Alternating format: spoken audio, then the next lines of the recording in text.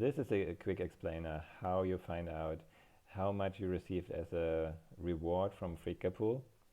If you open your Stacks wallet, you find a contract call with 9,212 microstacks payment.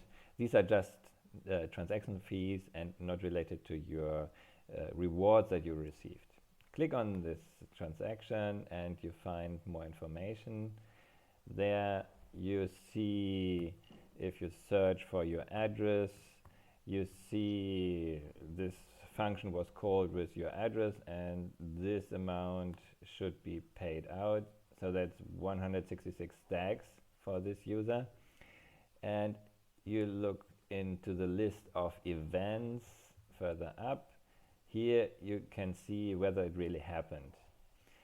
So this user's address is a bit further down. So if you look again, we find hopefully somewhere the transfer, that's the event on the blockchain, and we see it actually happened.